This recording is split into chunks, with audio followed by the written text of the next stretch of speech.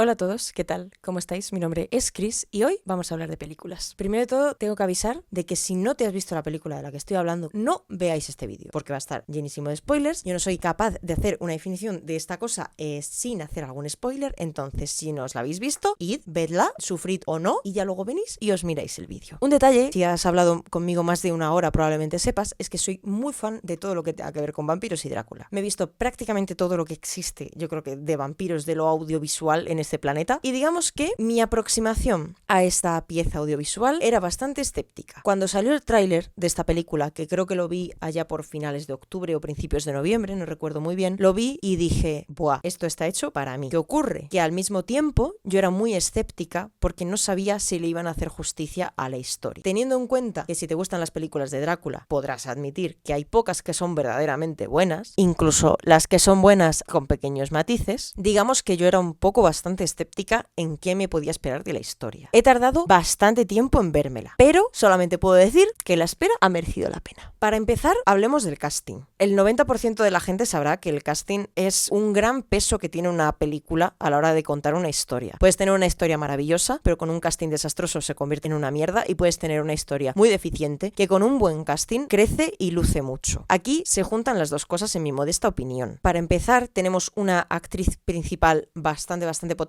También tengo que decir que yo a esta muchacha pues no la conocía de absolutamente nada. Su nombre es Lily Rose Depp. Entonces, bastante conocida en lo general simplemente por el hecho de ser hija de quien es hija, pero a mí me ha sorprendido muchísimo porque no me esperaba a alguien que supiese llevar un papel tan difícil de una manera que resultase tan fácil al espectador. Tú como espectador la estás viendo a ella y pierdes totalmente la perspectiva de que hay una persona que tiene una vida detrás. Solamente ves el personaje y eso es muy difícil. Igual de difícil es el papel contraparte de ella, principal, que es Nicholas Hoult, que hace el papel de Thomas Hatter, la pareja de ella. Me parece que le ha tocado un papel tremendamente difícil a este muchacho. También me parece que este muchacho está últimamente en absolutamente todo lo que existe, que no lo digo en plan mal, simplemente lo digo en que esta persona en algún momento tendrá que descansar. Hace un papel opuesto muy guay. Es el Keanu Reeves de esta historia, para los fans de Drácula, la de Coppola. ¿Qué ocurre? Vamos a poner las cartas sobre la mesa. Vamos a ser sinceras con este asunto. Si tú te estás viendo algo de vampiros, si tú te estás viendo algo de Drácula, y si tú te estás viendo una historia en la que la prota puede terminar con el humano o con el vampiro, tú no estás deseando que se vaya con el humano. Seamos sinceras, a ti no te importa una mierda el novio, a ti te importa el otro, y si te importa el novio eres una minoría, me parece. Entonces, ¿qué pasa? Siendo un personaje en el que la atención es más pequeña por el hecho de que nadie le importa que termine contigo, este tío lo hace genial. A ver, también es tonto a veces, y también hay veces en las que yo digo, chico, no, quitando eso, hace un buen papel, porque no le coges asco, porque lo normal que a los protagonistas humanos les cogía asco, y era en plan de, puedes dejarla, que evidentemente no te quiere, pero no le coges asco, porque este muchacho lo hace muy bien, maravilloso. También los secundarios, que me da pena llamarles como tal, porque creo que son personajes que tienen muchísimo peso en la historia, lo hacen increíblemente bien. Aaron Taylor, este hombre, es que es maravilloso. El momento, último aviso de spoiler, el momento del funeral, es que yo estaba mirando en shock, porque no me salía ni llorar de lo desgarrador de ese momento, porque él mismo está diciendo, es que no quiero más de esto, es que he perdido todo lo que quería. Lo hace increíble. Si nos ponemos a hablar de William Dafoe, me refiero, esta persona. He leído en un par de entrevistas que William Dafoe dice que no le gusta que llamen a su personaje como un Van Helsing de esta historia. Y yo entiendo por qué, porque le quiere dar esa individualidad a su personaje y no quiere que caiga como en el cliché de es un Van Helsing y punto. Pero ciertamente es que bebe mucho de ello. La escena de las ratas, esa risa loca que no sabes por un momento quién está peor en toda esta historia, es increíble. Este hombre en esta película es que lo borda. Y bueno, sin más dilación y sin más estrés, hablemos de The Elephant in the Room. Bill Skarsgård no ha hecho nada mal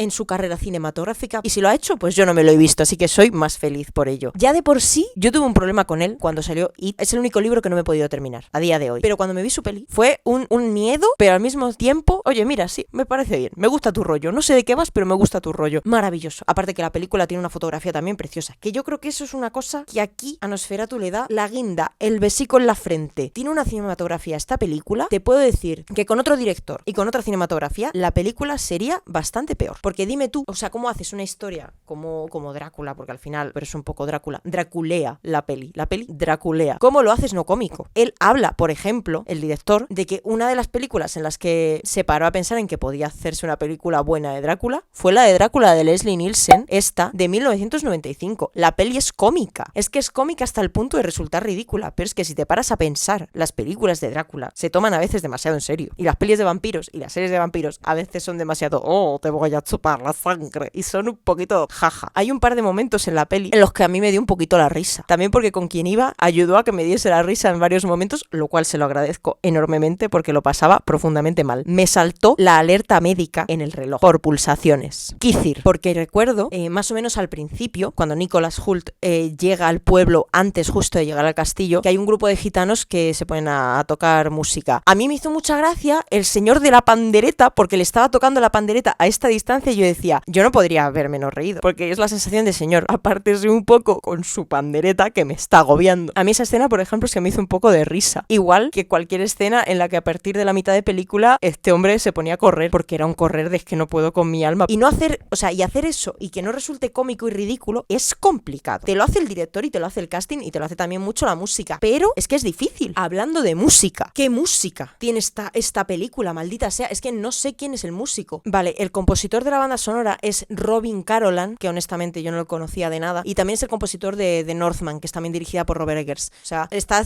siendo un poco un rollito Tim Burton, Danny Elfman, en este sentido, como un director que al final va muy de la mano de un compositor. Pero yo creo que eso es una de las cosas más bonitas, porque es una persona que ya conoce el ritmo de la película, conoce el ritmo del director y sabe cómo adecuarse a ese ritmo en una composición. La banda sonora es que es absolutamente impresionante. Es que es increíble. Te mete en la historia y en escenas en las que no pasa absolutamente nada, te genera una tensión y una angustia en la que estás con el culo apretado diciendo, ¿qué va a pasar ahora? Por Dios. Es maravillosa, o sea, maravillosa. Hablando de la música, igual de importante hablar de los silencios. Pero es que los silencios de esta peli es que son increíbles. Es que son increíbles. Sujeto el micro con furia. Hay una escena, al principio también, cuando está llegando al castillo. Este señor, el pobre que sufre más que la vida misma, está por un camino a oscuras, que por cierto, otro detalle, tema oscuridad, que no se nos olvide. Ahí no hay nada, solo se le oye a él andar. Y la respiración. Tú ahí estás con una tensión que estás diciendo, vamos a ver, ¿puede pasar algo? Para que al menos yo ya pegue un grito y me quede tranquila. Pero es que igualmente en la escena del barco, en la que uno de los pobres marineros, descansen en paz, baja a la bodega de carga, eso es silencio, no hay nada. Se oyen sus pasos, su respiración. Maravilloso, una obra de arte. Y hablando del tema de la oscuridad que mencionaba antes, creo que Robert Eggers ha hecho un ejemplo magnífico de cómo una peli oscura no tiene que ser difícil de ver. Y me van a perdonar aquí todos los fanses y todas las fanses de Juego de Tronos. Yo lo fui también, se supera, no pasa nada, porque la última temporada es un batiburrillo de oscuridad. Que yo entiendo en parte por qué lo hicieron, porque seguro que era para recortar en CGI y que las escenas fuesen más oscuras y no tenían que poner detalle en ciertas cosas. Pero es que no se veía nada. Da igual la pedazo de tele que tengas que te pone los negros. Es que no se veía nada. Y había momentos en los de oír sufrimiento y decir, pues alguien se ha muerto. ¿Quién?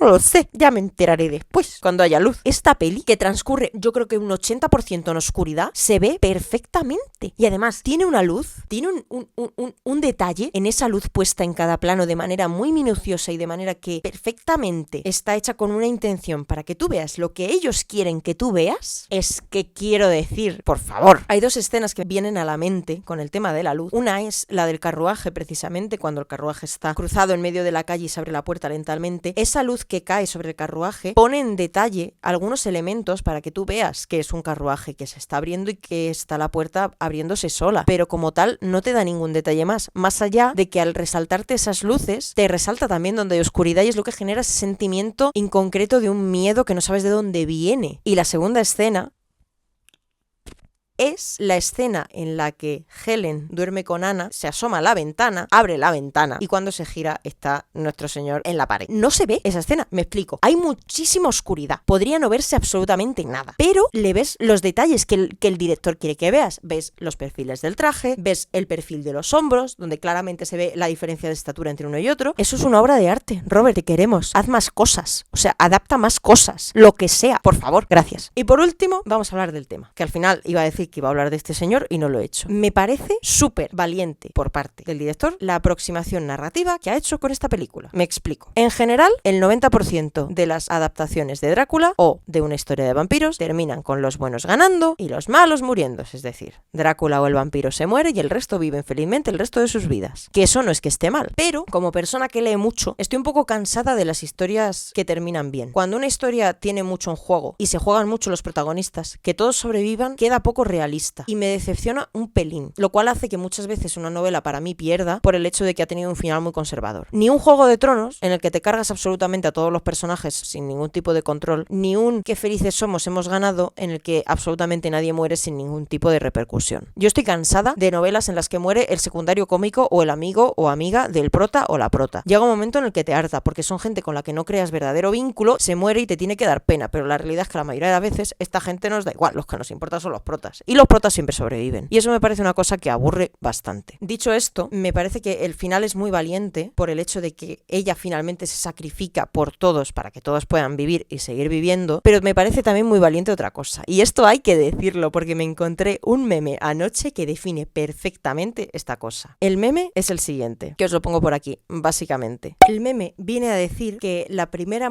aproximación al concepto que se ve aquí un poco pixelado, pero que sabemos perfectamente de qué estamos hablando, fue Crepúsculo. El primer concepto de liarte con un monstruo vino con Crepúsculo, muy light, era muy light. El segundo que vino, gracias y bendito Guillermo del Toro, fue La forma del agua, en la que ya claramente no se esconden, porque el concepto ya es completamente rompedor, pero que en el caso de Nosferatu es el mismo concepto, pero para gente pervertida. ¿Es cierto? Es cierto. ¿Hay problemas con esto? Hay problemas con esto. Igualmente, ¿nos da igual? Nos da absolutamente igual. Porque claro, primero, siempre o normalmente los conceptos de la prota se quiere liar con el monstruo suelen ir un poco por la línea de pero realmente no quiere, el monstruo es malvado y la obliga, reafirma ese concepto de que el monstruo es malvado y los buenos tienen básicamente que salvar a la prota o la prota tiene que luchar contra el monstruo y matarlo. Entonces hasta ahí bueno. Pero es que aquí me gusta porque se instala un nuevo concepto que es el hecho de que efectivamente el monstruo quiere estar con la prota, pero la prota no es que no quiera, es que no quiere admitir que quiere, que me parece una cosa tremendamente turbia a la vez porque estamos hablando de una criatura cuanto menos cuestionable, pero al mismo tiempo es muy valiente, porque se sale de lo típico de ella sí, pero ella no, pero él sí, pero no se debe, porque tal, no, aquí se cumple el patrón de él quiere, ella también, pero no lo quiere admitir, porque todo el rato vemos a lo largo de la película una lucha interna de ella, de no querer sucumbir a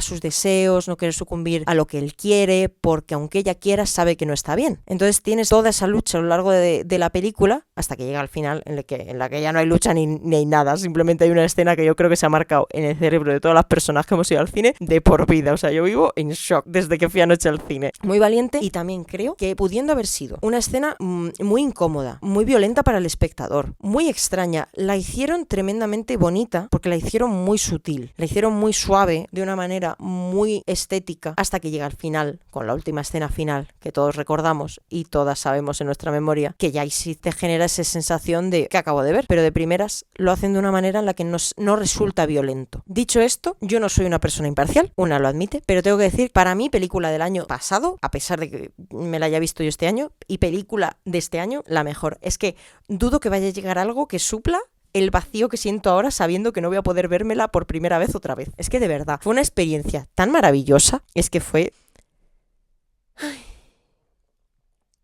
También tengo que decir que hace mucho la persona o las personas con las que vas a verte una película al cine. Porque yo he visto grandes películas que por la compañía se han ido a la mierda y he visto mierdas de películas que por la compañía han sido maravillosas. En este caso la peli era maravillosa y la compañía era maravillosa. O sea, todo fantástico. Además, me pasó una cosa. Yo no veo cine de terror. Yo no veo pelis de terror. Cuando yo veo pelis de terror es porque tengo una amiga que me obliga a ver pelis de terror. En la que pasan dos cosas. O me duermo o me río. Pero si la veo en el cine, que sé que no puedo pausar para ir a hacer un pis y quitarme los nervios, entonces ya no tiene tanta guasa. ¿Qué ocurre? Que yo tenía un pelín de miedo de que la peli me diese demasiado miedo. Y me encantó que la persona con la que fui, cada vez que podía haber una situación de tensión, un silencio o un se viene susto, me agarraba la mano y me daba un susto y era como, vale, ya me has quitado el susto, ya me puedo asustar con lo que pase un poquito menos. Y eso me vino maravillosamente bien. Besitos a mi acompañante. Gracias por venir conmigo. Besitos, te queremos. Dicho esto, voy a estar muy pendiente de todo lo que siga haciendo este director. Se vienen cositas, yo creo. Voy a verme las otras películas hechas por él, que no me las he visto, como The Witch Witch, The Lighthouse, The Northman. No me las he visto, pero